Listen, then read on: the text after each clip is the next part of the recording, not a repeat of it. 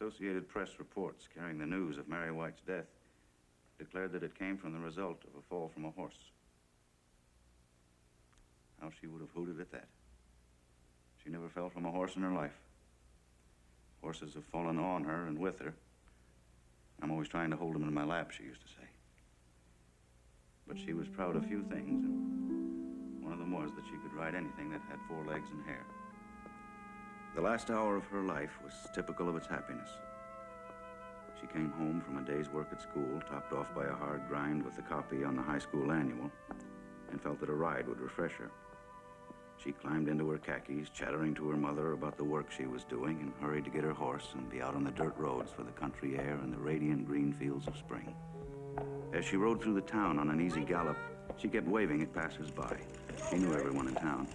For a decade, the little figure in the long pigtail and the red hair ribbon had been familiar on the streets of Emporia, and she got in the way of speaking to those who nodded at her. Mary! Mary!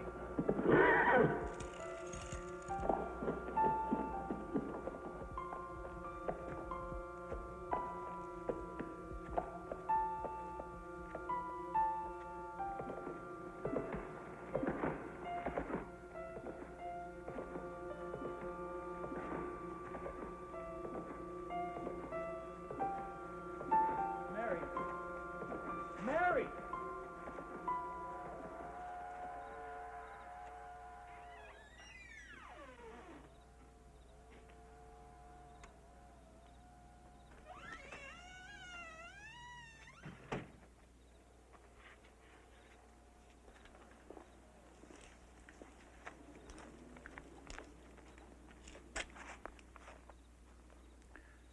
I know there's no way to accept the death of a beloved child, but the irony of Mary's accident, the awful irony of her being killed when she was going so slowly. A year ago, she used to ride like the wind. Being the warm-hearted girl she was, she tried to share her joy with her friend Selena. I sometimes thought the prairies had been made just for her.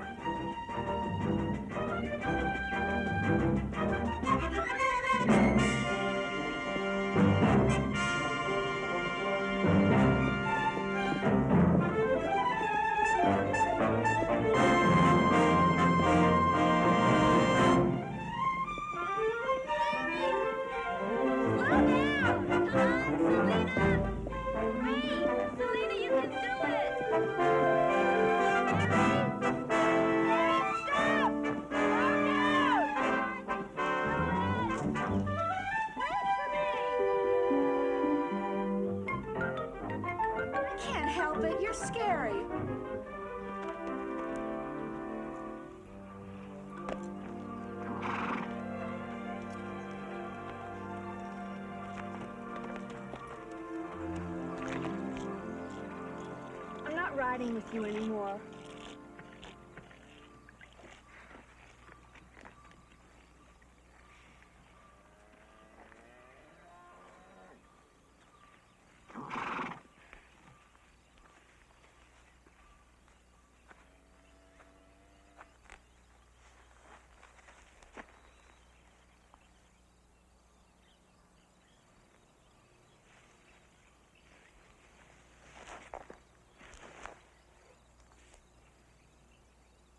Don't be mad.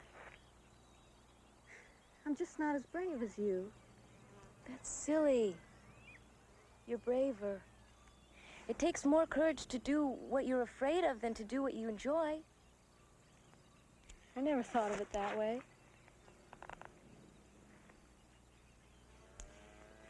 Is that why you do all the things you do? To prove that you're brave, I mean. I don't know. It's part of it, I guess. It's just that I can't stand the sham. I hate hearing people lie. Well, maybe they think they're telling the truth.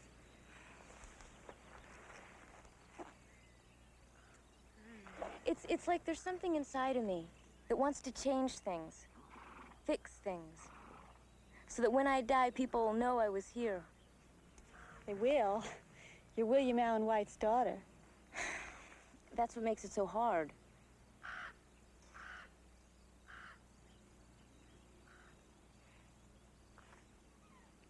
Come on, let's go, Selena. I got an idea. Come on.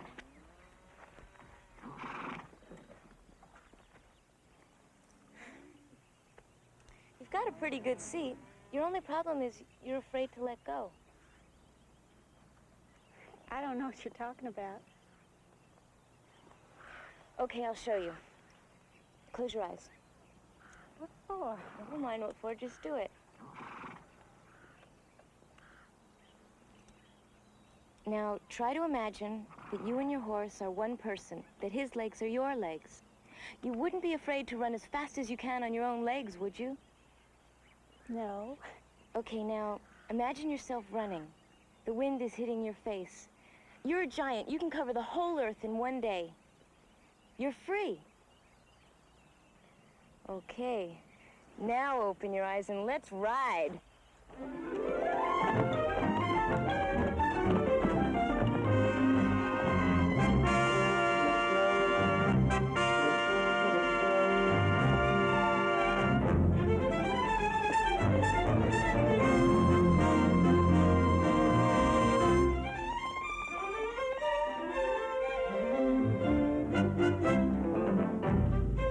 Take it easy. Now I want you to watch it. Now squeeze with your knees, not with the stirrups. Good. Come on.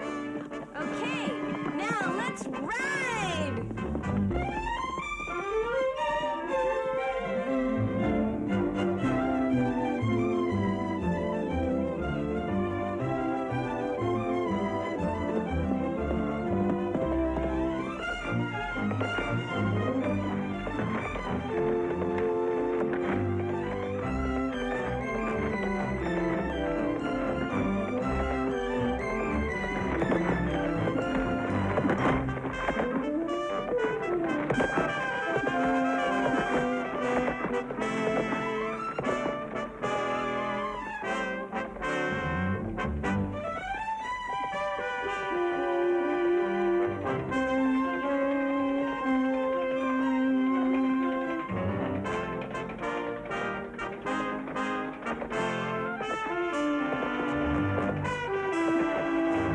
You're doing great, Selena. Barrie, you are crazy.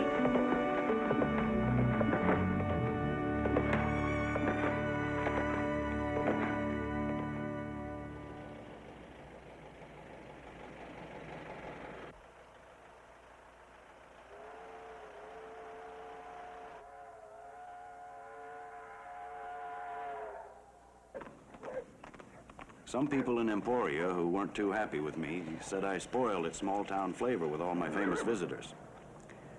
But they still enjoyed it when Teddy Roosevelt and Calvin Coolidge came to call.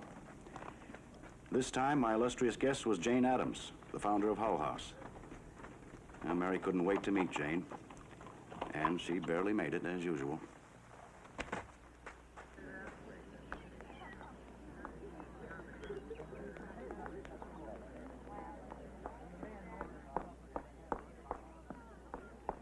See, I'm early. You certainly don't expect to meet Miss Addams looking like that, do you?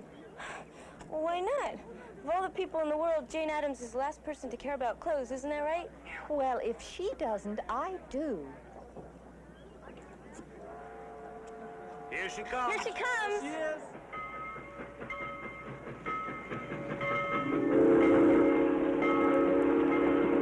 I had visited Jane Addams several times in Chicago since the opening of Hull House. She had worked and dreamed of a settlement house for many years. A place where needy families, delinquent youngsters, and the foreign-born could come for help in dealing with a world that had dealt harshly with them. Hull House was that dream come true. As she went on to become president of the International Women's Congress, my admiration for her deepened. And over the years, she, Sally, and I had become dear friends.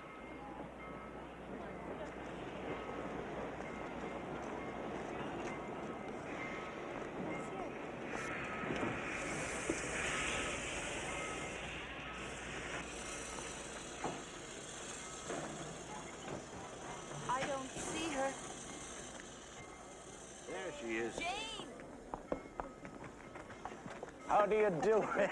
You don't look a day older. I swear you look just as young as you did when you opened Hull House.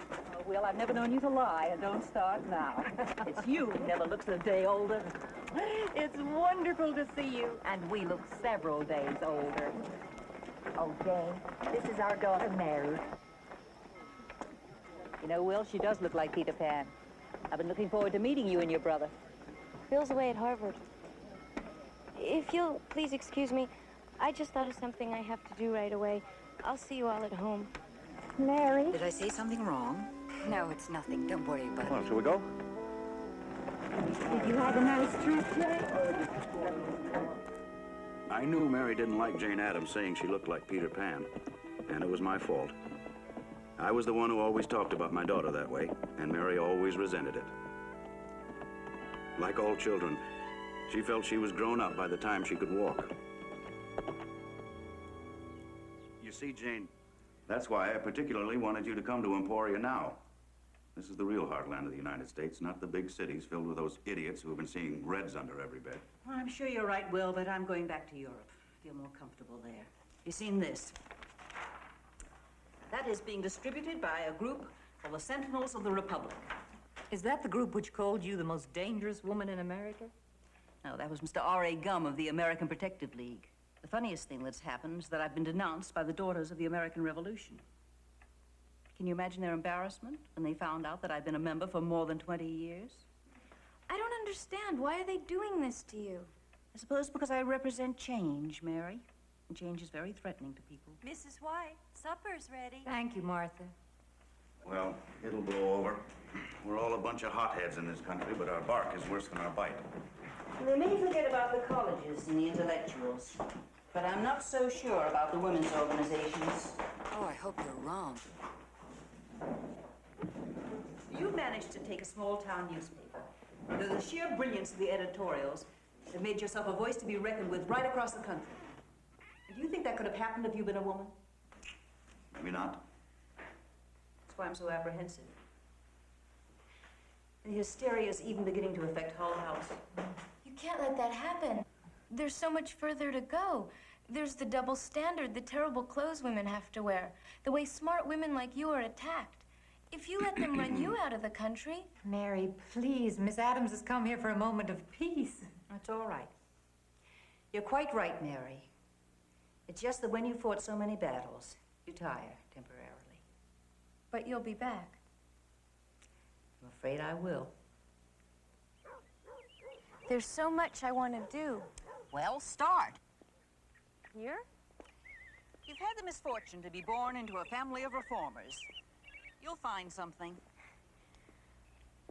Would you write something in my copy of 20 Years at Hull House? Certainly. It's a little battered, isn't it?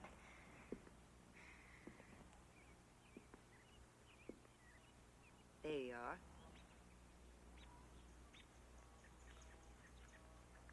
To Mary, who will learn that a journey of 1,000 miles begins with one step. Jane Addams. That's the hard part, learning to accept that. I was just like you. Sally. Wanted to change the world overnight. Suppose I still do, but it can't be done. I'll never be like you. I have no patience.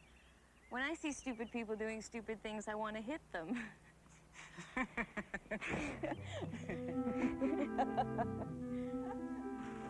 Jane Addams represented Mary's humanitarian side. But no matter how concerned she was for others, she never stopped being a happy, friendly schoolgirl, sharing her car. I guess I did do a lot of protesting about the benefits of walking. But I did it mainly to escape her offers to drive me in that car. Her car was her social life. She never had a party in all her nearly 17 years, wouldn't have one. But she never drove a block in her life that she didn't begin to fill the car with pickups. Everybody rode with Mary White. She liked nothing better than to fill the car with long-legged high school boys and an occasional girl and parade the town. She never had a date or went to a dance, except once with her brother Bill, and the boy proposition didn't interest her. Yet. But young people gave her great pleasure.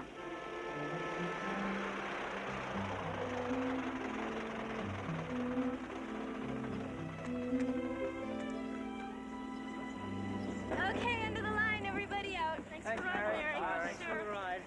See you later. Yeah. Bye. Bye, Mary. Thanks. Bye. Todd, that means you too. I'm not moving until you tell me if you go to the spring dance with me. Suit yourself. Don't tell me he's at it again. Doesn't that dope ever learn? What's the matter, huh? I bet I could ask any other girl in this town and she'd jump at the chance. That's exactly what's the matter. Since when is it bad to be popular? Why is it so important, then, that I say yes? I can think of 10 other girls that would be walking on clouds if you asked them. I'm not even your type. Well, you're different. You bet I'm different. I'm William Allen White's daughter. Well, what's that got to do with it? Isn't he the local celebrity? Don't I walk in his reflected glory? Well, that's not the reason. Oh, well, is it my beautiful golden curls? Forget it. Just forget I even asked you, huh?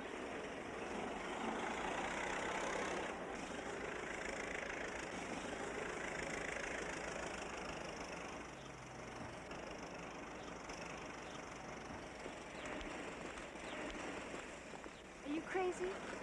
I wish you'd asked me. Just tell him your father's a legitimate daughter. You better not talk like that in front of my mother. She says you're a bad influence on me. Yeah, then don't ride with me. I didn't say it. My mother did. She just can't understand that you and your family are different from the rest of us. For once, I agree with your mother. You really can't tell the White family from the rest of the lunatics around here. I'd like to believe you, Mary, but you don't act like everybody else. Everybody else wouldn't turn down a bid to the prom by Todd Turner.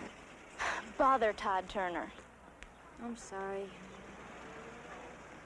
You want to go riding after school? If you slow down, I get scared riding that fast. Will you? Mm-hmm.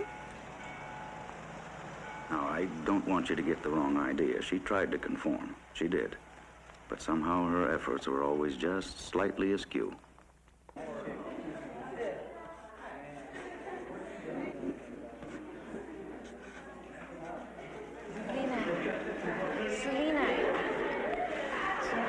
Selena. Quiet down. Now, who can tell me what president succeeded Abraham Lincoln? Selena. Andrew Johnson. Correct. Good. And what action was taken against President Johnson that has never been taken before? Mary? The House of Representatives voted articles of impeachment against him.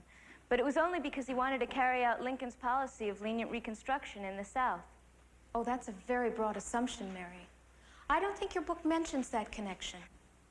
But it's true. The Congress didn't care what the people wanted.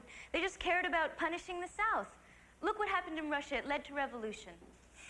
Yes, well, you may sit down, Mary.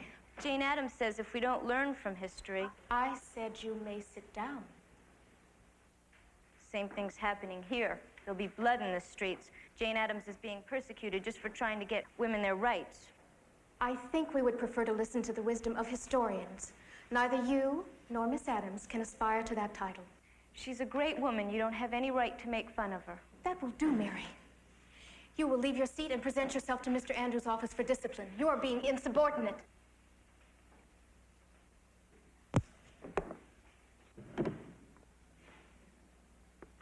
Why don't you pick up Jane Addams on the way? Maybe the two of you could burn down the school. Quiet! Quiet! It was only in that last year that Mary had begun to express herself with her pen. She discovered a talent for pen and ink drawing. And one of her proudest moments was when some of her sketches of school life were accepted for the annual. I know I was prejudiced, but I believe she had talent.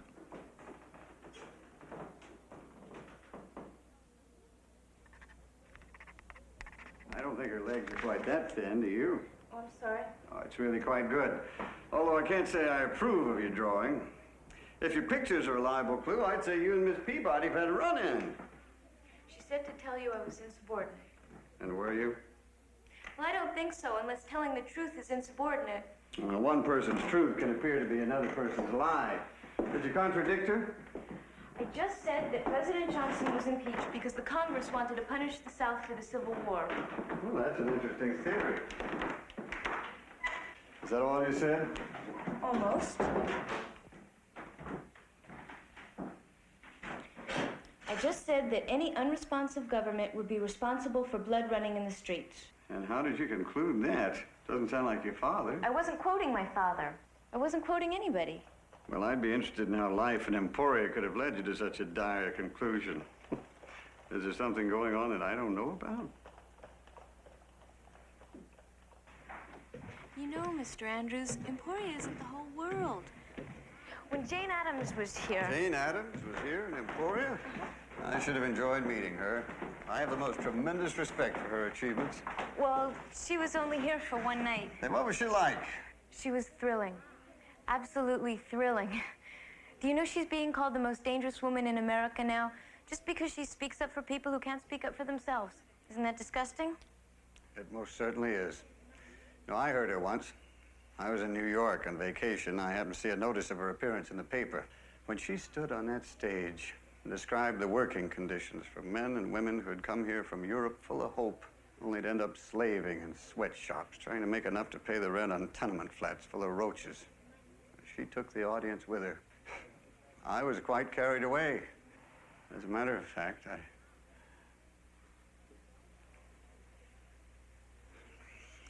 I fear we're digressing. Impertinence to a teacher cannot be tolerated. I hope you understand that.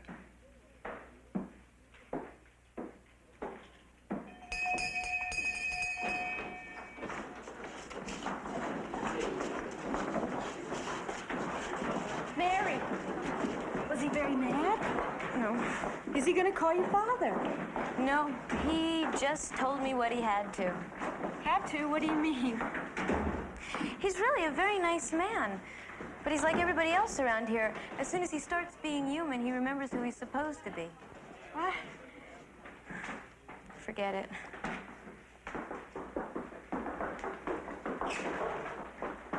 Hi, Ellie. Mary, can I talk to you for a minute? Sure. After you loaned me 20 years at Hall House, I kept trying to imagine what Jane Addams was really like. I even read the book 10 or 12 times just trying to picture her. Is she beautiful? Yeah, she's really beautiful. Inside, I mean. She wrote an inscription in my book. I'll show it to you if you like. Okay. She's the most exciting woman. She's brave.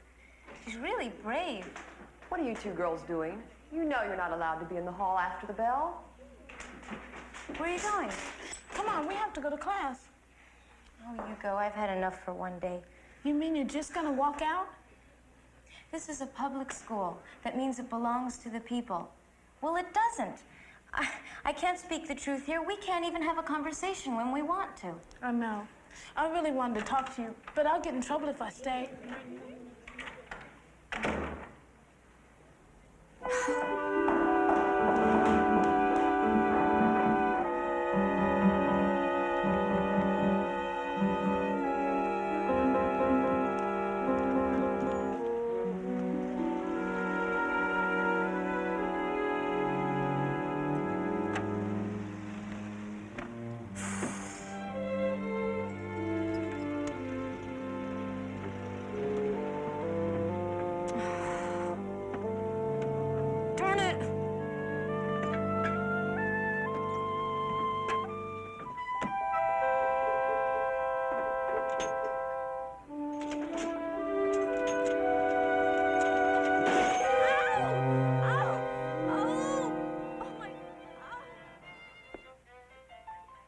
Does it hurt much?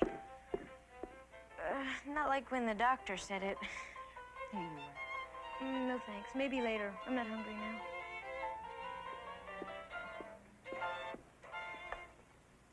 Oh, don't put another record on just yet, Will. I think we should talk. All right. Floor is yours. Mary, I hope you'll understand what I'm going to say. I've thought about it for a long time, and I realized today I just couldn't let it go on any longer. Something has to be done about your accidents. Now, Sally, come on, let's not get carried away. Practically no one goes through childhood without breaking something. I had 2 broken legs before I was 12. You never told me that. How'd you get them? I don't want to talk about your father. I want to talk about you. I'm frightened, Mary. Every time you go out on that horse of yours, I worry until you get back. You ride too fast. That's silly. I got hurt today just standing still. No, Mary, you got hurt because you were cranking the car too fast. Now, I've heard your brother warn you about that very thing. But, Mother, please, I'm sorry, Mary, but I know what I'm talking about. And I propose to do something about it.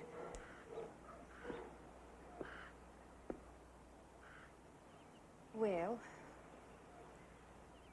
I think we should sell Ginger and get Mary a slower mount until she proves that she's responsible enough to take care of herself properly.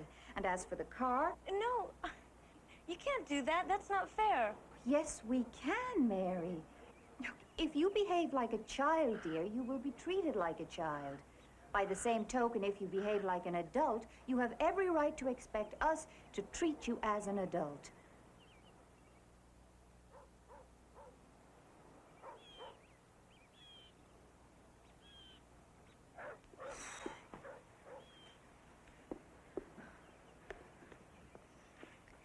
That's not fair. You talk to her. She won't listen to me. No, your mother's right. Neither of us wants you to get hurt. You didn't think she was right 2 minutes ago. I hadn't really thought about it 2 minutes ago. You're just saying that because you think you have to agree with Mother. I'm sorry you feel that way, Mary, but you're wrong. I wouldn't do such a thing. Yes, you would. You do it all the time. That is a very insulting thing to say, and I'm sure you don't mean it. I do mean it. I don't expect that of you. At that moment, I hated being human. I wanted to be the god my daughter demanded. And I'm afraid sometimes I let Sally bear the brunt. But first and foremost, I was a man deeply in love with his wife. Look what I found. Ballade in blue china, huh? Do you remember the day you gave that to me? 4 months from the day we were married. August 27th, 1893, to my girl. Remember how we sat on the floor and read it aloud to one another? I certainly do. You were much better at it. Now then, if that egotistical pup of 27 years ago were to come knocking at your door, would you still have him? If I were still the girl I was then. What about now? I wouldn't trade him for the egotistical man I have now. Thank you very much. Don't mention it.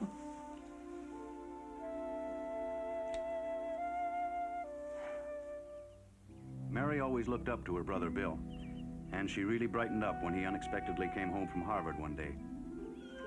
Mother? Bill! Oh, what a lovely surprise. For heaven's sakes, why didn't you let us know that you were coming? Well, I got tired of being good old predictable Bill, so I thought I'd surprise you. Bill! Bill! Oh, playing hooky. Oh, I'm legal. What happened to you? I'll tell you later. What's your excuse? Oh, well, I got lucky on my midterm schedule. I took 3 in a row. Heard Bucky Newland was driving as far as Kansas City, and here I am. My, you look different. It's the clothes. Well, you wouldn't want me dressing like a hick and disgracing the family name, would you? And this may come as a shock to you, Mayor, but when you get to college, you're going to have to give up wearing your uniform. Then I'm not going. Says you. You'll probably be the first one to go boy crazy and start dressing like a fashion model. Well, I only hope I live to see that day. Then you'll have to live to be 100. Youth, youth. What are you reading here? 20 years at Hull House? Are you trying to memorize this book? Oh, Mary, not again. When I loaned it to Ellie Rogers, she read it 12 times. She told me. I'm just looking through it to see if I missed anything. Who's Ellie Rogers? Nobody you'd remember. What does that mean? She's colored. Now I know I'm home. Mrs. White, the Iceman would like a word with you. Oh, and I'd like several with him. Now you two behave while I'm gone. Don't worry, we'll behave. Well, now that women have the vote, I take it this year's project is bigotry. Just because you're a college man doesn't mean you have to talk down to me. This town is filled with self-satisfied bigots. Mayor, don't be so hard on Emporia. It's the same everywhere else. People are slow to change. You sound just like Father. He always looks at the other side, unless it's mine. Look, just wait until you go away to school. Then you'll have some perspective. On what? Well, on Father, on this town, on the crazy life this family leads. Like we're really not small-town people. That's right. It's one of Father's fantasies.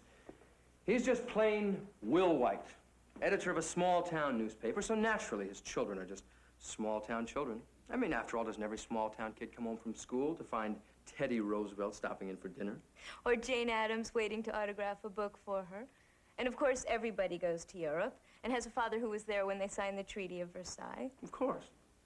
At least he doesn't insist you're Peter Pan.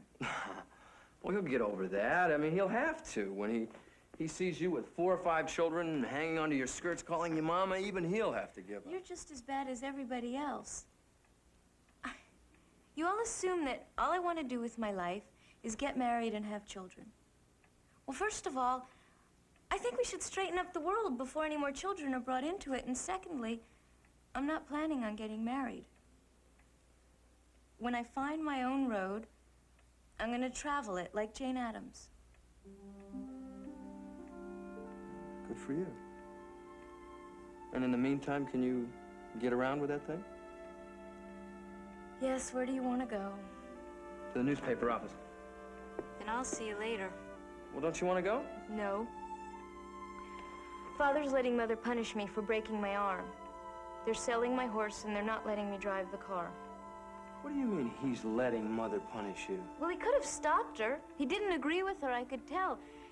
He just thinks that he has to play father, the way he plays William Allen White, small-town philosopher.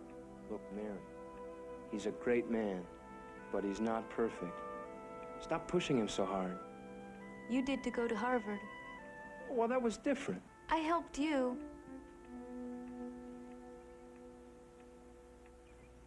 Those two.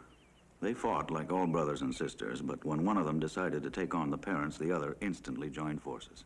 I have to admit that what Bill said that night, a year and a half before he enrolled in Harvard, was a bit of a shock. And that's why I don't want to go back to Kansas University. I know it was your school, Father, but did you know they only have 2 books in my whole fraternity house? Tarzan of the Apes and a very well-worn copy of Kraft Ebing. The guy who owns Tarzan is trying to trade it off for a pony translation of Hannibal in the Alps. But I want to go where people talk things over, and Harvard's the place for that. Aren't you proud of him, Father? Harvard's much harder than KU.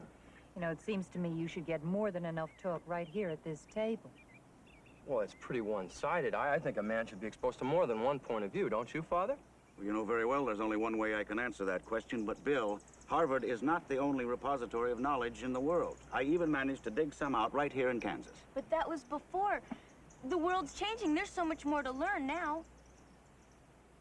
Sally, will you fetch my shawl and my slippers? There's a bit of a breeze out here. We have to be careful of that at my age. Look, now, we don't mean it that way. Oh, don't you?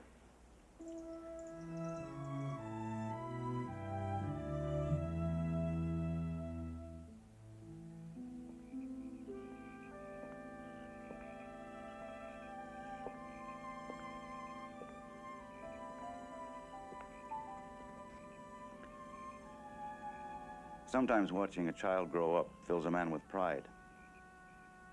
And there are other times when it can be quite painful. I found that out for the first time when the author J.M. Barrie visited us.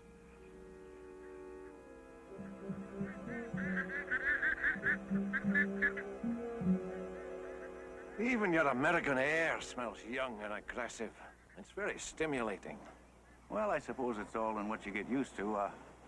I was never so stimulated in my life as when Mrs. White and I visited you in London. It was partly you, of course, but the rest was the air, full of history. Oh, good. Let's put the plates down right here, Bill, please. I hope everyone's hungry. It looks like Martha thought she was cooking for an army. Mary, food's ready. Food's ready. Will? You've done such marvelous work, but of all your plays, I like Peter Pan the best. Doesn't she remind you of Peter? A bit.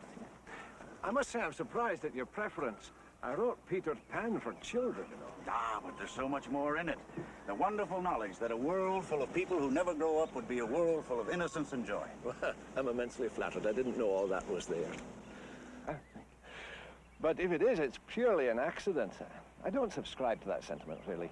No, I'm more inclined to believe that most of the troubles in the world can relate squarely at the feet of people who never grow up. I quite agree. I think you're pulling my leg. No, indeed I'm not. No, I'm not a romantic at all. I simply use a romantic style to express my feelings. Of all your plays, my favorite play is What Every Woman Knows. Indeed. I would have thought it was a bit sophisticated for you. Don't underestimate her, Sir James. Lately, she's been telling me which books she thinks I'll understand. Only after she consults with me. So I take it you don't share your father's enthusiasm for Peter Pan. It's a lovely play for children. There, you see what I mean? I can just hear Peter saying that. He always took himself so seriously. So does Charles Evans Hughes. No politics here. Now, Bill.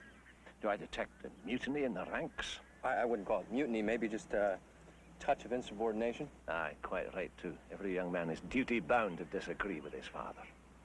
You see, I'm a realist at heart. Truth is what is. I can't believe you mean that. Truth is what should be. See what I mean? That's why he thinks I'm Peter Pan, because he wants me to be. Now, Mary. I think that courage is one of the most heroic of emotions. It takes great courage to think for oneself. I must congratulate you, both of you, on the way you've raised your children. Why, thank you, Sir James. Unfortunately, the results can be painful sometimes. Yes, somehow, a parent always thinks that an independent child will end up agreeing with the very great wisdom of the parent. Well, don't despair, Father. It may happen yet. I'll never think truth is what should be. There she was again, my Mary, the realist.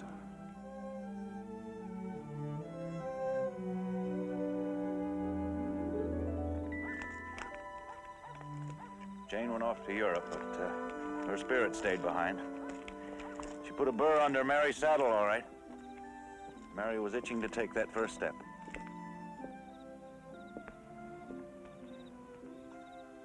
And she did.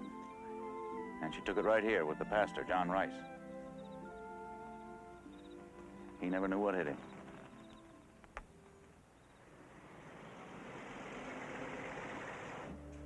Here we are, Mary.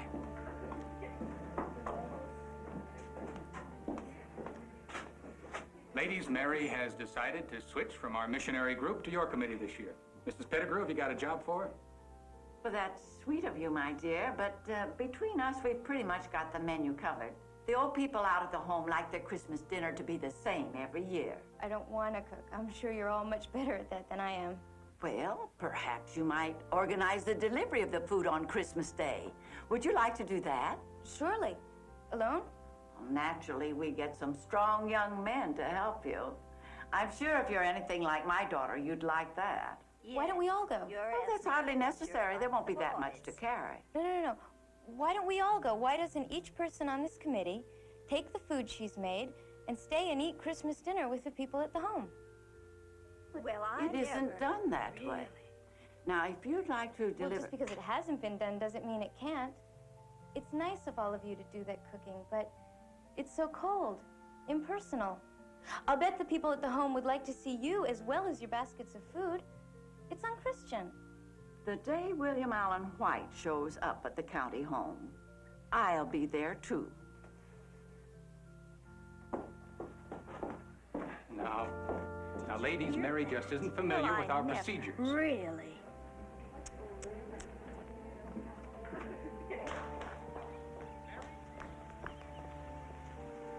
Mary, wait. You think I'm wrong, too. I respect your motives, but I don't agree with your methods. Giving can't be ordered. It must come from the heart. That sounds like one of my father's editorials. He writes and you preach.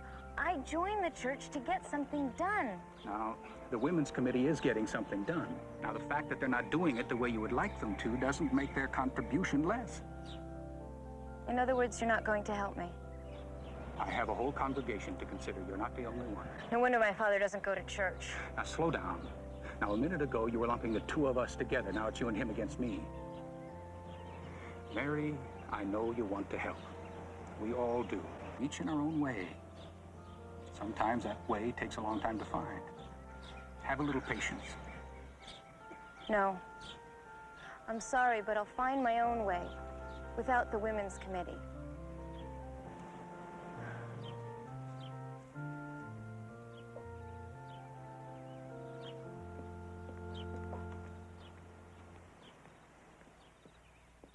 You're thinking she was a pretty fresh kid, aren't you? Well, she was. But it came out of a real love for people who never seemed to get a break. I can remember feeling pretty much the same way at her age, and I wouldn't be a bit surprised if you did, too. I guess the Lord had it figured out pretty well. If kids knew how tough it is to change the smallest thing, they'd never have the heart to think they could change the world. She really upset the pastor, though.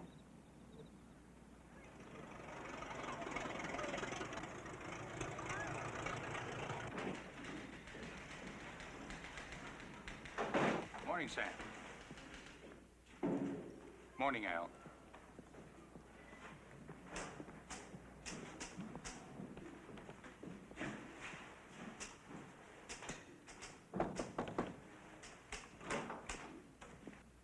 Put it on the desk. Go away. That's not the warmest welcome I've ever had. John, I'm sorry. Come on in. Sit down. I gotta warn you, this is not a day to preach brotherly love to me. I'm not even sure I like you.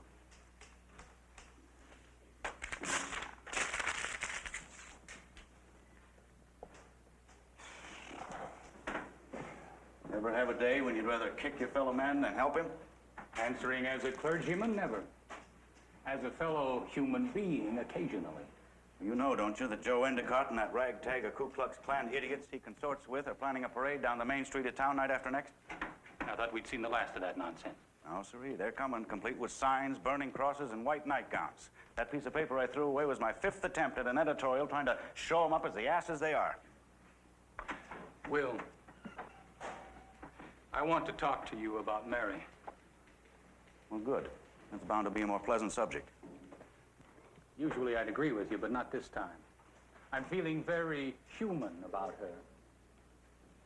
As a matter of fact, I'd like to put her across my knee and spank her. Well, John, you better go back to being a clergyman. If you tried to spank her, she'd probably hit you back. I'm serious, Will. I'm very angry with her. Made you feel guilty, didn't she? She told you about it. No, but when she said she was joining the Christmas committee, I figured it was bound to happen sooner or later. I'm glad she's doing it to you for a change. Well, she's got me talking to myself. Do you think maybe I don't see the forest, the trees? John, Mary's gifted. She has the intelligence of a woman and the heart of a child. That's a real Peter Pan. Unfortunately for us, we've grown up. Now, John, don't take it to heart. There's not a person in this world can live up to Mary's expectations. I guess you're right, Will. I just wanted to talk it over. Thank you. Okay, see you later.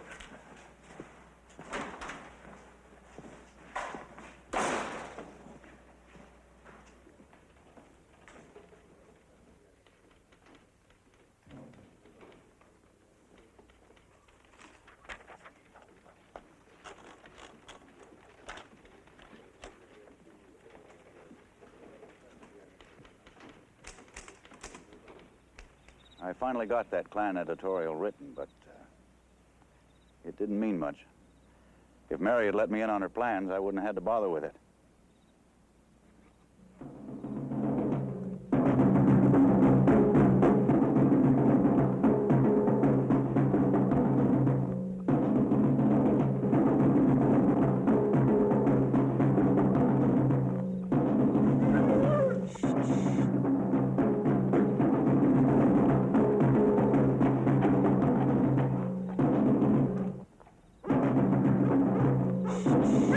It's okay, keep it easy.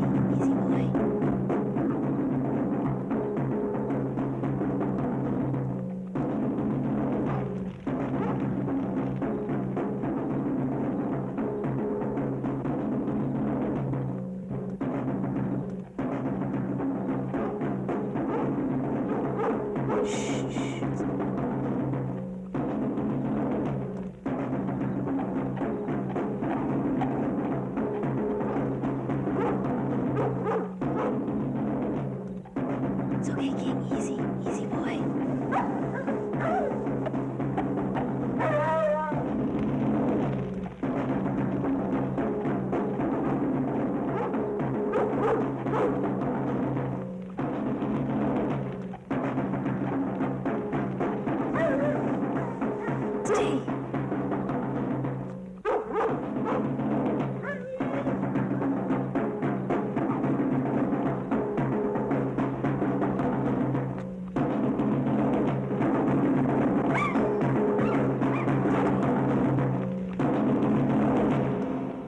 Citizens of Emporia, and by that I mean the white Christians among you, the day of reckoning is at hand.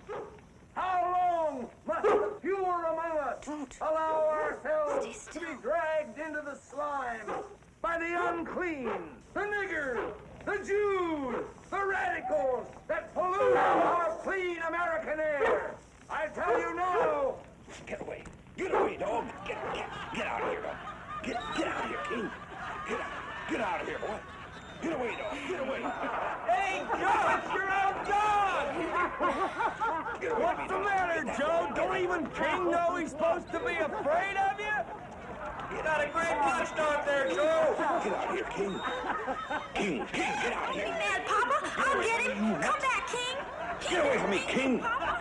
I'm sorry. I'm sorry, Papa. Get He away didn't from me. mean it, Papa. Get away, King. King, get away. I'll get him, Papa. Get Come away. back, King. Come here, boy. I'll whoop your backside, Billy. I told you to keep that damn dog at home. Citizens of Emporia! Citizens, come back here. Come on back here. You listen to me. Listen to what I've got to say to you. Listen to me. Don't go away. I've got something to say to you. You come back here and listen to me. Listen to me. I've got something to say to you.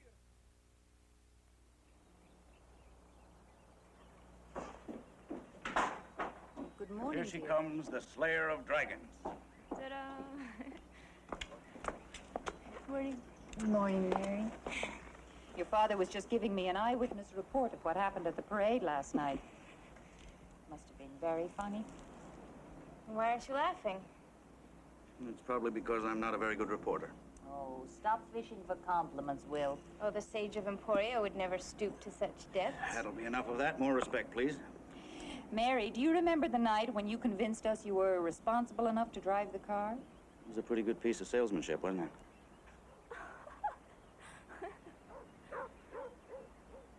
Well, growing up brings more than privileges. It also brings obligations. Now, that prank last night, no matter how we feel about the Klan, was not very responsible. Oh, now, come on, Sally. You should have been there. It was the prank of the century.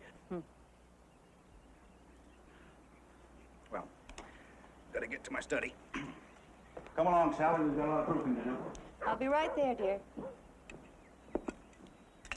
You know, Mary, you can't have it both ways. If you want your father and me to take you seriously, you're going to have to give up some of the freedoms of childhood. Well, then I guess I don't understand the difference. Sally? Later, dear. He's calling me. Coming, Will. Last summer, when Bill came home for vacation, we were all together again. But even then, Mary refused to be anything but the free spirit she was.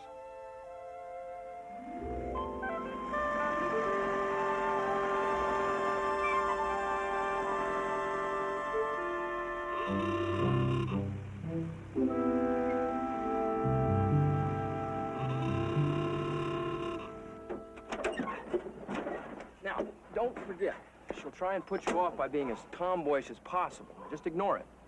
I hope you know I wouldn't do this for anyone else but you. Hey, pal. Here we go.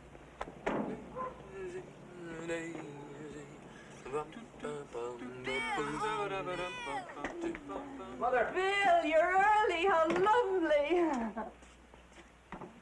This is my friend, Richard Sloan.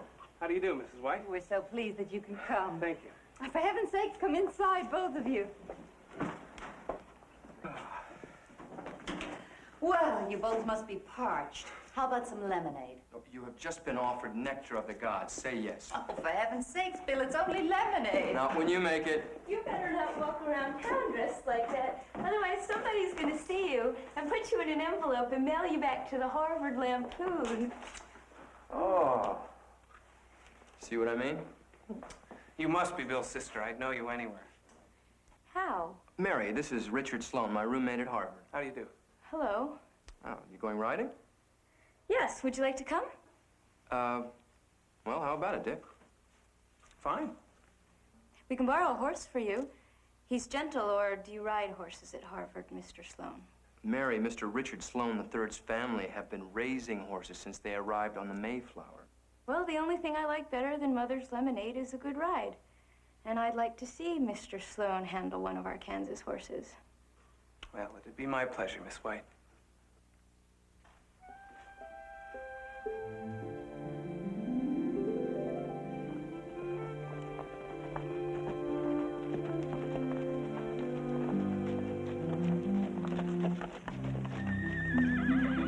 Okay, Mr. Sloane, you know the course. You have to touch base at the amphitheater, down by the river, go through the creek, over to the clump of bushes over there, then through the arbor, and we finish here. You ready? Yep. Okay, go.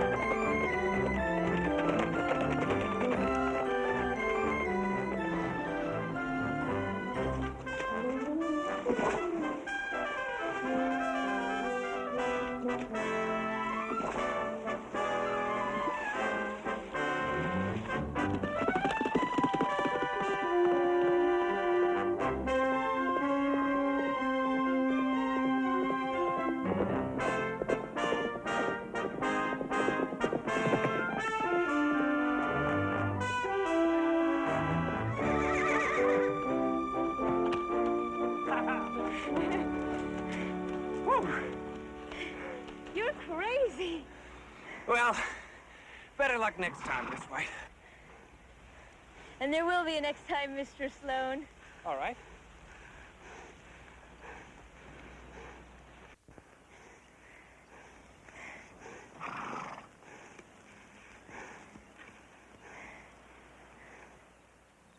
Bill chose his friends very well. Finally, even Mary had to admit that. God rest ye merry gentlemen, let nothing you dismay. Remember Christ our Savior was born on Christmas Day to save us all from Satan's power when we had gone astray. Oh, tidings of comfort and joy, comfort and joy. Oh, tidings of comfort and joy. Merry Christmas. Merry Christmas, everyone. John, Good this job. is for you. Happy Christmas. Merry Christmas, John. Thank you. Merry Christmas. Merry Christmas. Merry Christmas, Thank you, Martha. Thank you, Bill. Huh? Where are you going? Oh, Mary's volunteered to deliver Christmas dinner to the Conti home. Oh, good. Who's going to help you? Pastor Rice said he'd round up some strong boys. Well, I'm a strong boy. Why, there are even those who would say I'm the equal of two strong boys. I don't think it's your cup of tea. Well, I'd be interested in hearing what you think my cup of tea might be. Country club dances, regattas, things like that. Oh, Mary. No, it's all right, Mrs. White. I know that your daughter thinks I'm a lightweight. Well, aren't you? Why don't you try me and see? Okay, get your coat and let's go. Goodbye, everyone. Bye. Thank you, Bill. Drive carefully. Thank you, We will. Take care, you two. I think maybe Mary's met her match.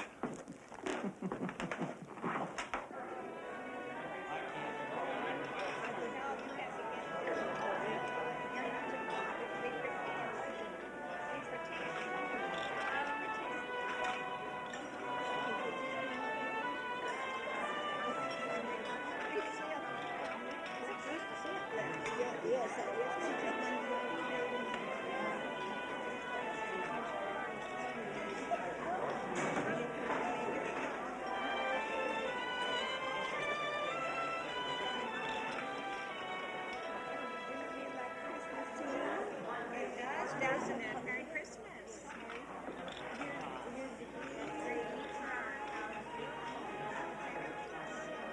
I like your young man, dear. He has lovely manners. Is he a local boy? I've been out here so long I've lost touch with the town. He's not my young man. He's a friend of my brother Bill's from Harvard. Oh, I haven't been here that long. The way he's looking at you. How long have you been here? Long enough to learn to mind our own business.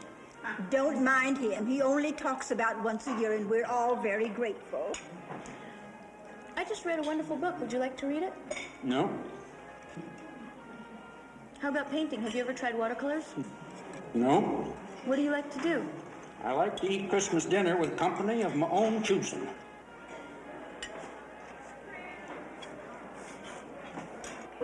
Sorry. Mary?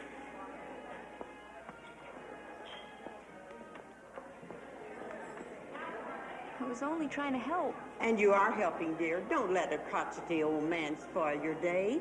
Everyone else is having a wonderful time.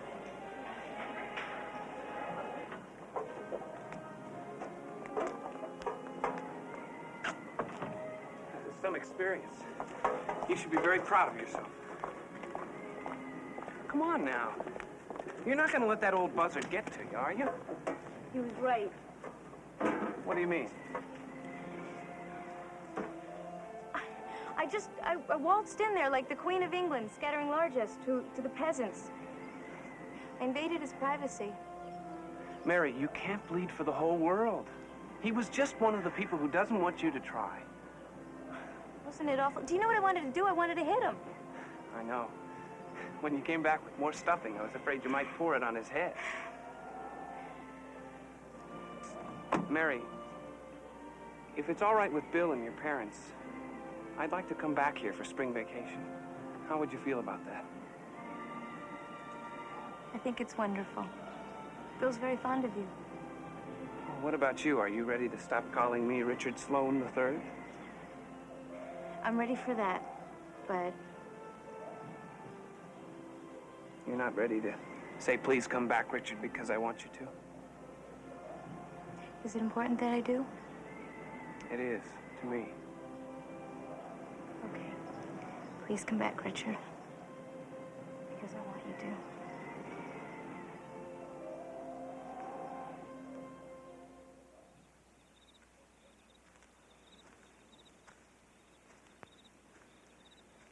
Mary was very much like her mother. Neither of them knew or wanted to know how to flirt. When I met Sally, she liked me and she let me know it. And Mary was the same way, whether it was Richard Sloane III or Tom Knight, the Gazette carrier. Oh, come on, Tom. Give him to me now. I could take them out your desk for you, you know. If you don't stop treating me like this, I'll... You what? I don't know. You just make me feel so helpless. Well, that's all the thanks I give for being considerate. After all, you're used to riding, not walking this way. Oh, a little exercise never hurt anybody. Besides, they're letting me have the car back next week. What about Ginger? Still off limits. My father says he'll let me know when they think I can be trusted to ride again. Oh, I have to talk to someone. I'll see you later, okay? Ellie, hold on. Wait a minute. I've been thinking about you. We never got a chance to finish our talk. I know. Maybe we can meet later in the yard. Oh, bother. Come on in here for a second. We can decide where to meet. Mary. Come on. Mary. Maybe they should put white only on the door. Mary. Be careful. They might put no idiots allowed. Then where would you two go? You think you're so smart. What's wrong with you? They insulted you. Forget it. I'm not wanted in here. Who said? It's an unwritten rule. I never heard of it. Did you ever see a colored girl in here? I never noticed. They don't pay much attention to things like that. Well, most people do. Mary, I've got to go to class. But, Ellie... We'll talk about it later, okay? And I don't remember a single article or editorial about it. How could you let it go by? Hi, Mary. Mary, I am just as outraged as you are by senseless cruelty, but segregation is not something that started this morning in the girls' lounge. It's going to take a lot more than an editorial to stop it. Well, okay, but somebody has to take the first step. Why wasn't it you? I can't answer that question. Well, that isn't going to help Ellie very much. Well, we all do the best we can. I think we can do better. The undersigned believe that segregation of any kind at Emporia High School is contrary to the principles on which this country was founded. As taxpayers, we demand equal access to facilities for all students, regardless of race, creed, or religion. Well, what do you think? It's a fine idea, dear, but who do you think will sign it? You and Father and the men at the paper and Pastor Rice and... Well, you can count on us and probably Rice, but don't be so sure about my employees. They don't all think like I do. But they have to sign. Everybody should. Mary, I don't hold with making a man's private convictions a consideration for employment. I know how you feel, dear. I used to feel the same way growing up in Kentucky. Come to think of it, I still do. Or I would if your father hadn't taught me the art of the possible. What's that? That's reaching for the moon when you know you can't get it, and then settling for a piece of it, which is more than you had when you started. But that's not good enough. May have to be.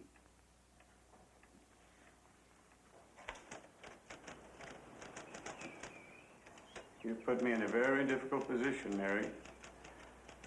Oh, you know I agree with you, but this sort of decision isn't up to me. It's up to the school board. But you're the principal. And their employee. Well, does that mean that you can't even sign it? It's really watered down, you know. The first petition I drew up asked for complete integration. What made you change your mind? I haven't. Not really, but... Well, Jane Addams talked about a journey of 1,000 miles starting with one step. And my parents talked about the art of the possible. And I don't know, I guess I'm just trying to believe that they're right. Well, my heart's with you. I wish you luck. I'd rather have your signature. I know, but I can't. You made your compromise, and I have to make mine. But... I'm sorry.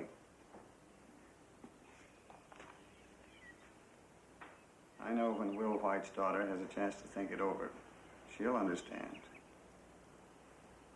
I hope I never understand.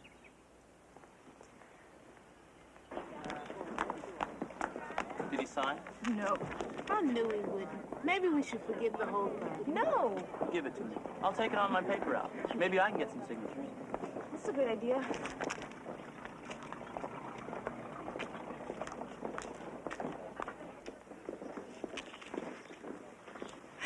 Don't worry, Ellie. Between us, we'll find a way.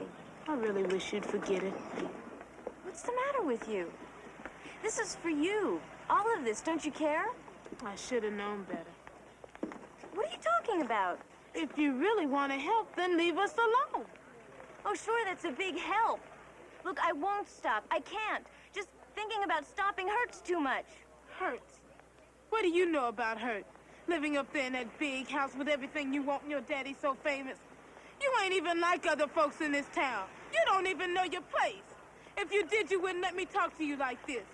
You have nothing to be afraid of. You're William Allen White's daughter.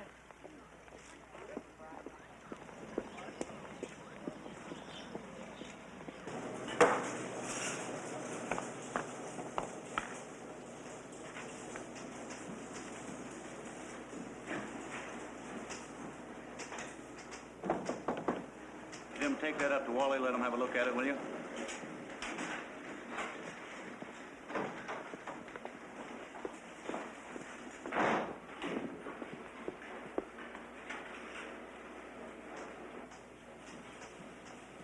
Harlow, will you excuse us? Sure, Mr. White.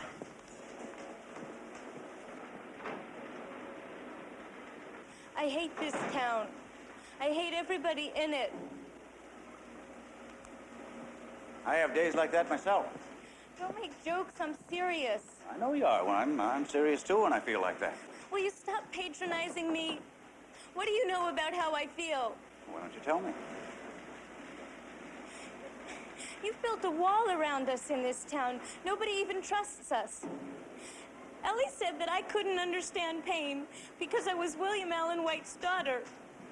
Well, I'm sick and tired of being William Allen White's daughter. I'm me.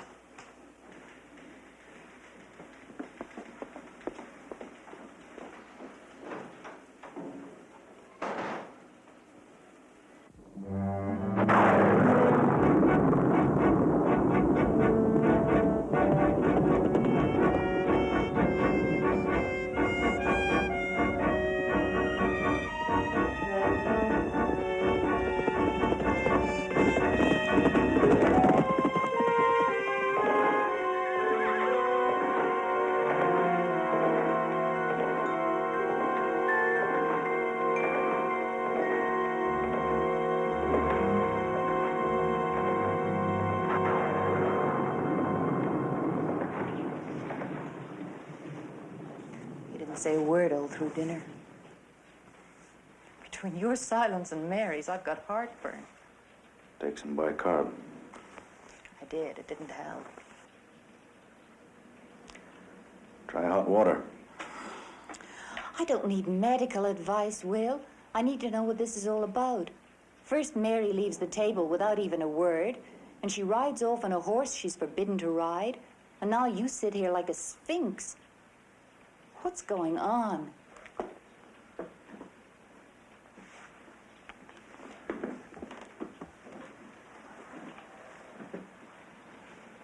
Mary came by the office today to tell me she was tired of being my daughter. Well, I'm sure she didn't mean that. I think she did. I know she did. Well, you surprise me, Will White. You're the one who's always telling me not to forget my growing up. But it'll help me understand our children better. Didn't you ever say anything in anger that might have hurt your father? Many times.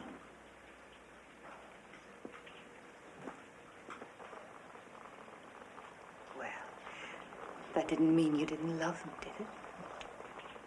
I'm not talking about love, Sally. I'm talking about like. Mary doesn't like me, and tonight I don't like her. Thank heaven she's back in one piece. Mind if I talk to her alone? Are you sure you want to?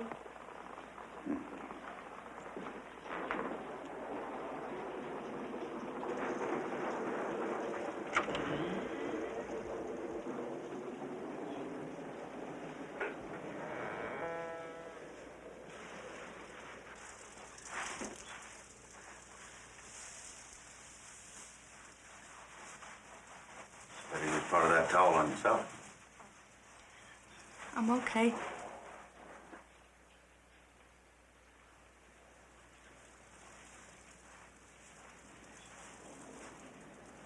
Don't ever run out again like that, Mary. I don't like it. Hear what I said? Yes.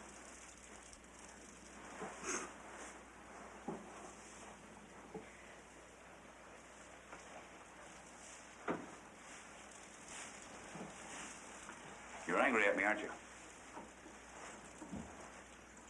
Well, that's all right, because I'm angry at you, too, and I don't like the way it feels. Now, what are we going to do about it?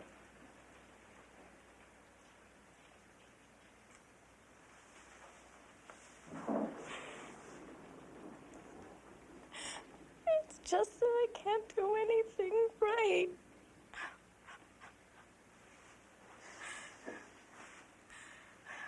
Well, I wish I could tell you that you're not going to feel like this again, but it wouldn't be true.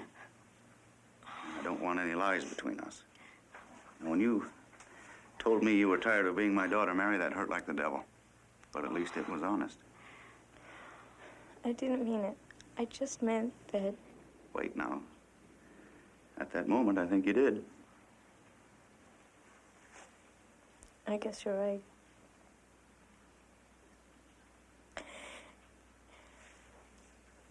It's just that I can't even remember a time when you and Mother weren't all excited about some cause.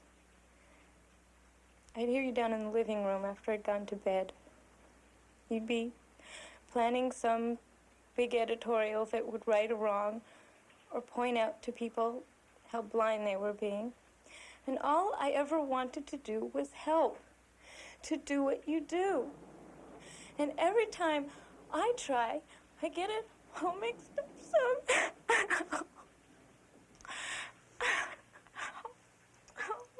Oh, sweetheart, I'm afraid you're just going to have to settle for being a little less than perfect. I thought that's what you expected of me. Everybody else does. I doubt that. I think the only one expects you to be perfect is you. Well, if that's what you thought I wanted, then I don't blame you for being tired of being my daughter. Matter of fact, I know just how you feel. How could you? Because sometimes I get very tired of being William Allen White. I forget, you see. And I expect him to be perfect, too.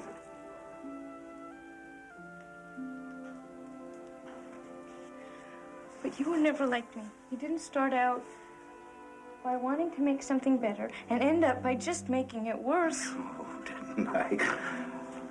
Oh, I'd hate to have to tell you how many times I've done just that. And I might even be doing it right now, but I have to take that chance. You see, Mary, that's what it's all about. Being willing to take a chance. You do it. And I hope you never stop. Do you really mean that? Lord, have mercy on my soul. Yes, I really mean that.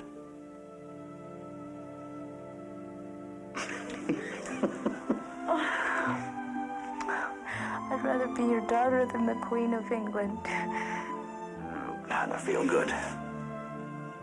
Got my Peter Pan back.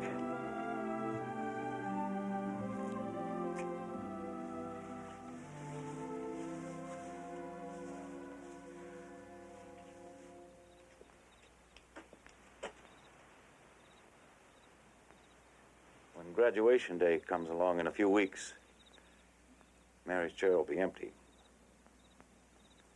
She was all ready, though. She even had her dress. Sally and I figured it had to be pretty important to her for her to be willing to go shopping for it. Usually she had to be dragged into a store kicking and screaming.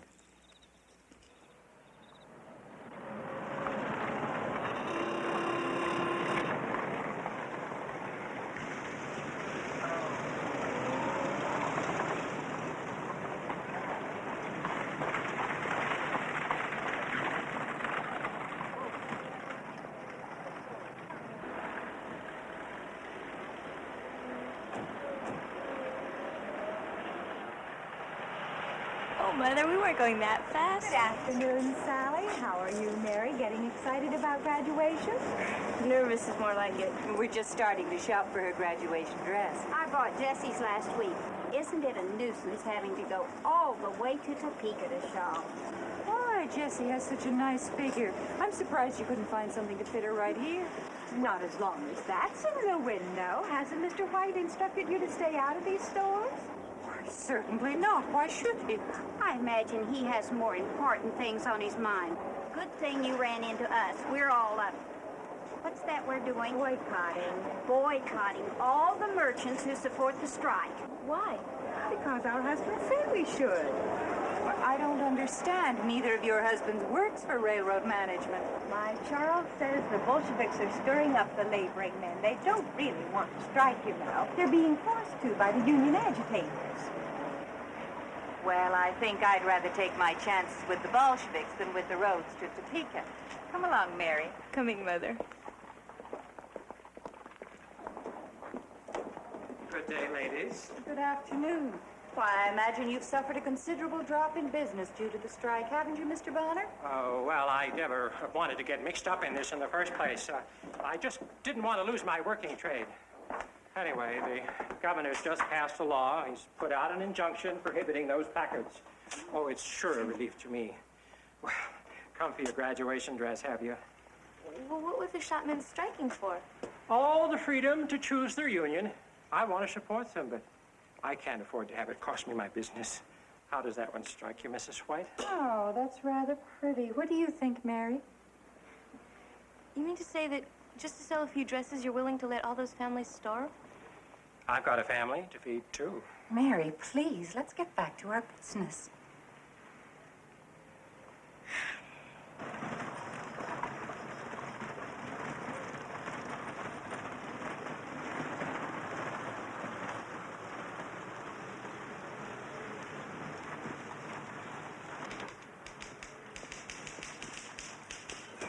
Good afternoon, Miss Butler. Hello, Sarah. Well? Ah, good. You came exactly the right minute. Just getting ready to go home. Oh, Mary drove me downtown. Uh-oh. Well, I'll probably walk. I need the exercise. Ben, Daddy. you put this up in our window, please? Oh, you're too late, Will. The governor just obtained an injunction forbidding the posting of that sign. I know it. That's why I'm going to put up a bigger one, make sure everybody can see it. When they come to arrest you, should I tell them they'll find you at home? Yes, indeed. Arrest? Will, they wouldn't do that, would they? No, I'm afraid not.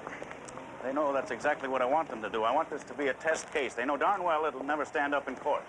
Clear infringement of civil liberties. If the governor ignores you, why don't we all drive down to Topeka and march up and down in front of the Capitol with a sign? That wouldn't be breaking the law. The injunction prohibits the sign from being placed in shop windows. It's not fair. That skinflint Bonner's going to get away with it.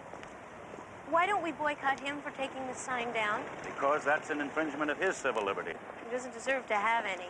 Mary, if civil liberties were only available to those people we approved of, we'd all be at the mercy of every crackpot that comes along.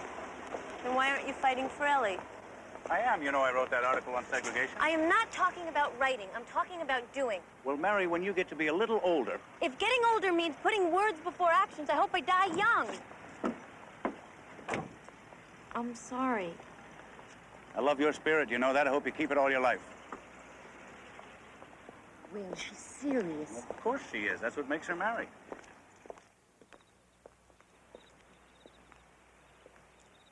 I had written a novel called In the Heart of a Fool. And I was quite flattered when an offer was made by the infant film industry to make it into a motion picture. And when the filming was done, I was invited to New York to view the results. Well, Sally and I agreed that Mary and I needed some time alone together, so I invited her to come along. Well, our trip was a lark from the minute we pulled out of here.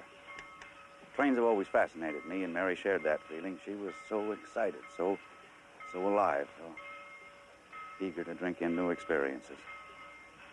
And so iconoclastic.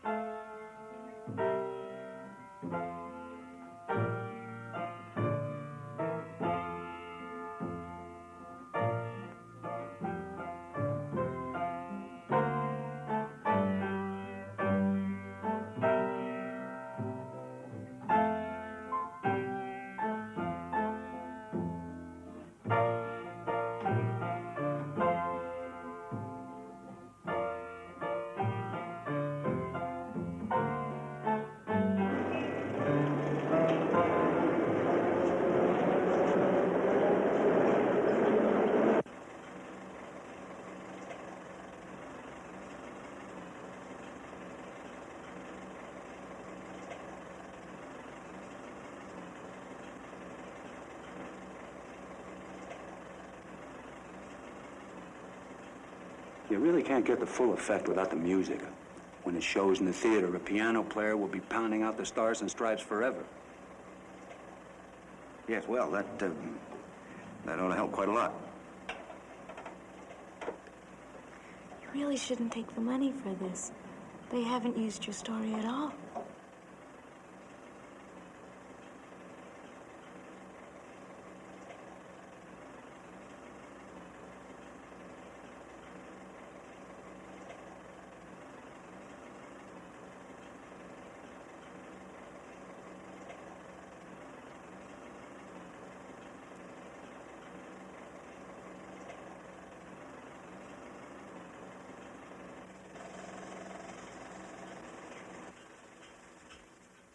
Well, what do you think? Well, Mr. Stoner, I'm afraid that... Look, Mr. White, you're a great writer, maybe the greatest. But the printed page is not the screen. But what we just saw had no relationship. You're being too literal, little lady. See, what goes up on the screen is the director's vision of what the story is all about. Well, if that's his vision of my father's book, he needs glasses. That will do. My goodness, time flies when you're enjoying yourself. Mr. Stoner, you're just going to have to excuse us. We're late for an appointment. Come along, Barrie.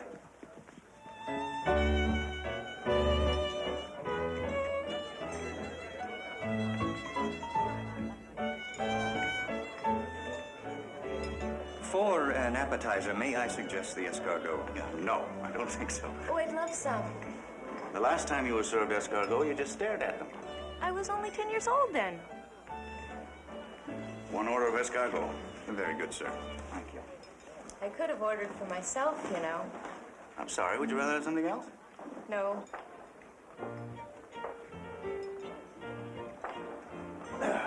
Miss White, may I please have this dance? Certainly, Mr. White.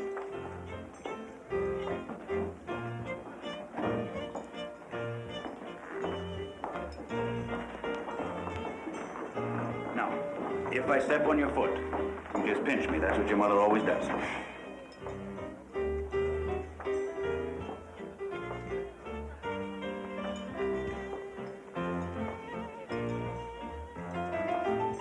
What did you really think of the motion picture? Or shouldn't I ask? Well, it was... It was an experience. Yeah, it certainly was. It was awful.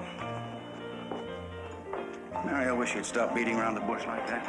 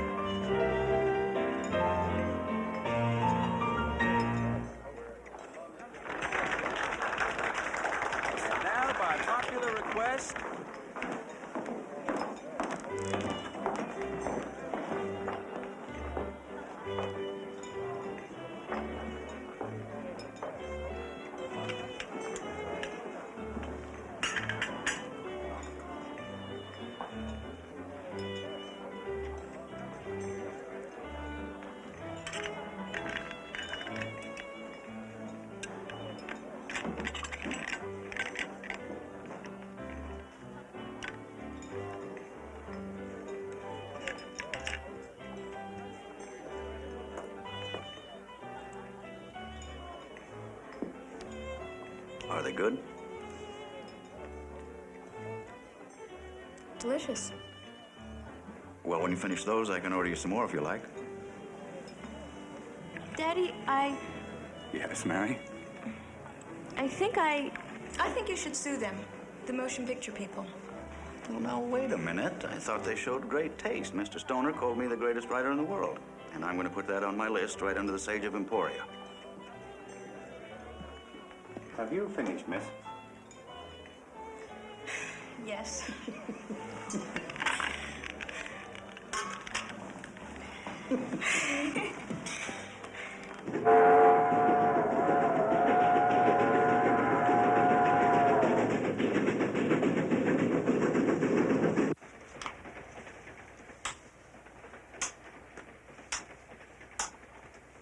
That's another one for me. I concede you're too good for me. You coming down with a cold? Let's play another game. I'll let you beat me. Didn't get much pleasure out of that, would I? Well, I seem to remember you used to let me beat you. Yes, well, that's different. You were a little girl. You knew I was doing the game? Oh, not at first, but, when I got to be about 12. Oh, come on. I didn't do it that long, did I? For all I know, you may still be doing it. Either that or you're a rotten player. No, my mind wasn't on it. I was starting to compose a letter to Will Hayes. The Postmaster General? No. He's the one that got me into this motion picture deal. It's all he ever talks about. He thinks they're the coming things. What are you going to say? I don't know. I've got some ideas, and get home, I'll talk them over to your mother, sort them out. What was that for? It's like I'm not even here. What are you talking about? I saw that awful picture show with you, not Mother. Why do you have to wait until you can talk to her? Well, it's the way I always do it. You know I share all my work with your mother. It has nothing to do with you. But I want it to. Mary, there are some things that just have to wait. What, till I'm older? Is that what you're gonna say? How much older do I have to be, 100? I have a brain, I have opinions. I may not be a woman yet, but I'm not a child either. I can't wait for you to see that because you never will. Mary, it just seems that way to you. I remember when I was growing up. When Mother was my age, she was teaching school. You were working at the newspaper. You didn't consider yourself a child then, did you? Mary, your mother was forced to miss her childhood. I don't want you to miss yours. Now, thank goodness you don't have to. Daddy, if that's all you're worried about, please don't. I had a wonderful childhood. The best any girl could ever want. But it's over now. Can't you see that? Can't you look at me for once and really see that?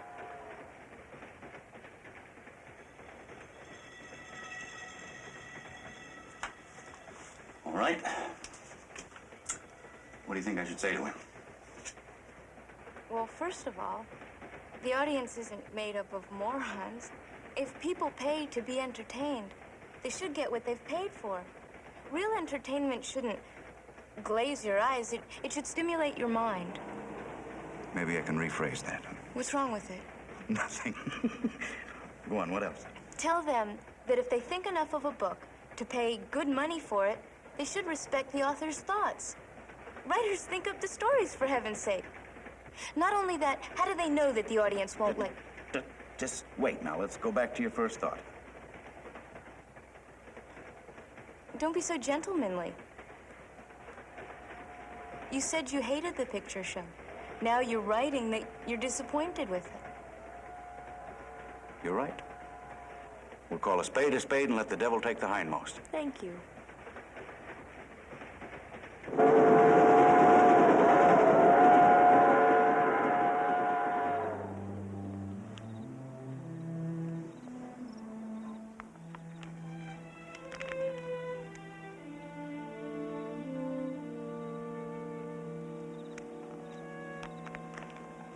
From the time Mary and I got back from New York, the current of my public life nearly swept away all memory of those few minutes when my daughter and I knew and respected each other as people.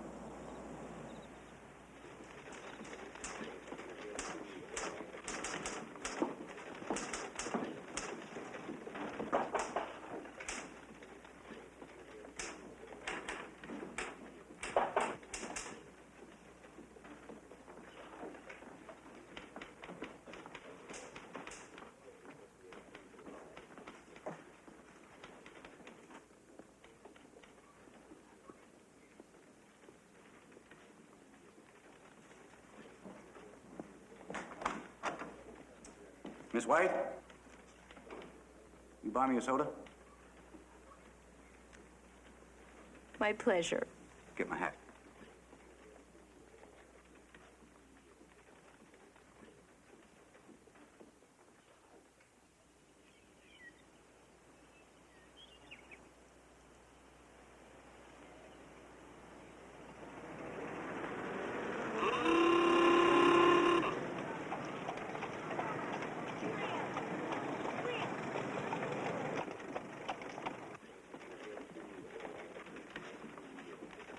I'll stand behind this editorial. Of course you will, dear. Damn the Follett. It's bad enough we didn't join the League of Nations. Now, if we don't get a world court, we're in for 100 years of war. Children of this country deserve a better legacy than that. Speaking of children, what's happening between you and Mary? There's no end to the idiocy of some of the politicians in this country. It's a good thing we're a strong people because we have to be to survive some of our leaders. What about Mary? Well, when the two of you came back from New York, I noticed a great difference in her. I'm glad. Sally, what am I going to do about La Follette? When you calm down, Will, you'll know.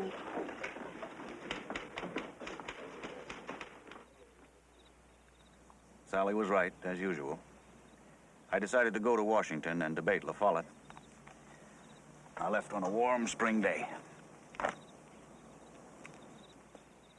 I wish I were going with you. Not this time. This trip is no place for a lady. I anticipate some strong language. Oh, Will, now you're a much more effective speaker when you don't get excited. No. Mary, where are you going? I forgot something in the car. I've been thinking about her. When I get back, I'm going to try to treat her as if she weren't a child. Matter of fact, I'm going to get behind that drive of hers to get the lounge for those colored girls. Oh, Will, I'm so glad. I'll tell her. No, don't. I don't think words are going to be enough. I'm going to have to prove it.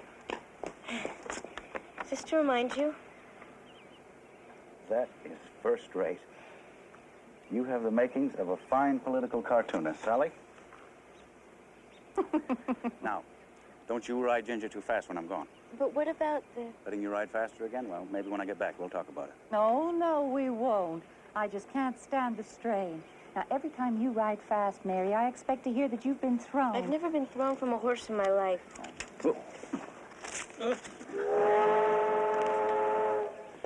was a close call. I couldn't go anywhere without my talisman, could I?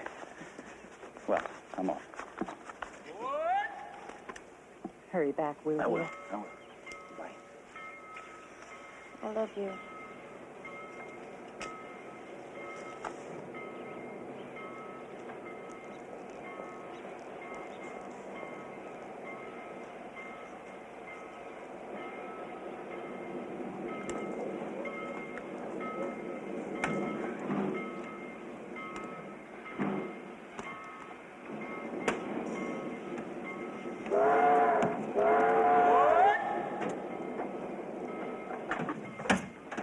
That was the last picture I had of Mary.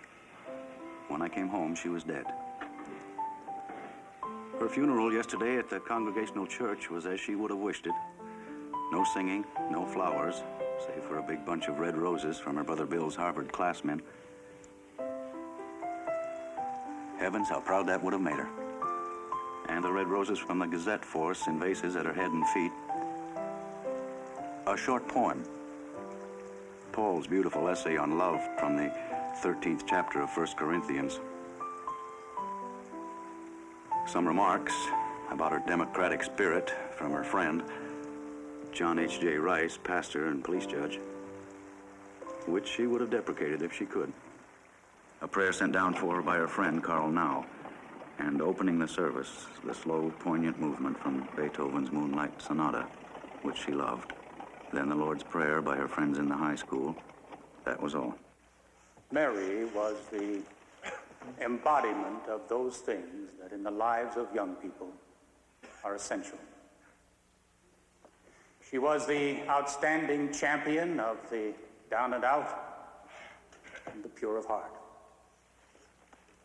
Her emotions and her instincts led her into a finer region of human living. She always stood for things that were worthwhile and gave herself unafraid the person or the cause that needed and deserved a friend. It is such personalities who stand in the breach when the right things are in danger and who become the law to the life that has no law in itself.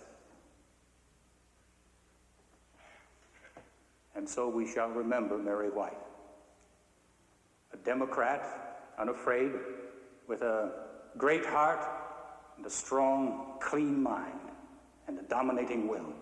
We will miss you, Mary.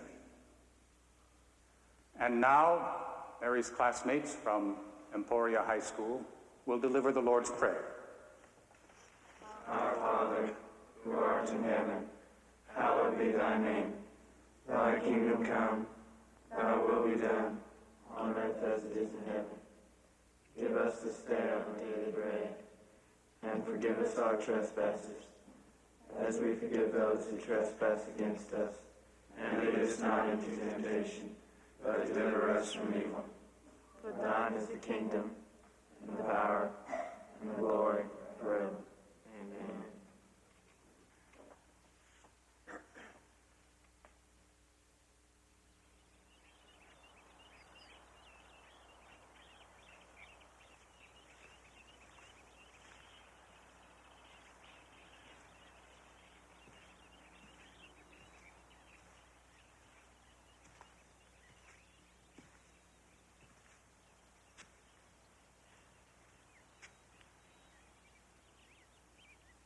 Mother's waiting for me, but there was something I wanted to tell you alone. I know in my heart that you would have made a fine woman. A woman that both of us could love and respect. I want you to know that. But I want you to understand that if I write about you as my Peter Pan, my free spirit that'll never grow up. That's who you were to me. And now that's how you will always be.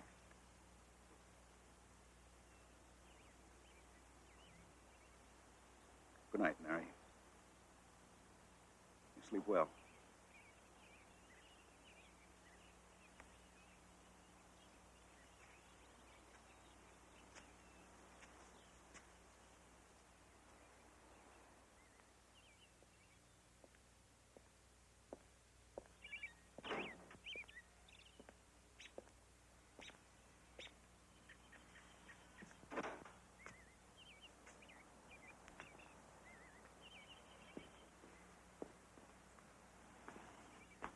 finished it.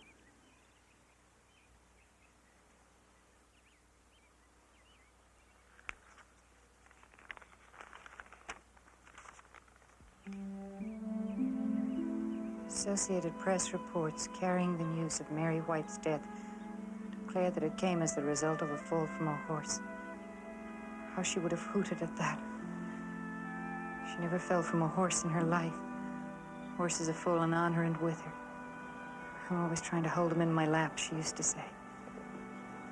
But she was proud of few things, and one was that she could ride anything that had 4 legs and hair.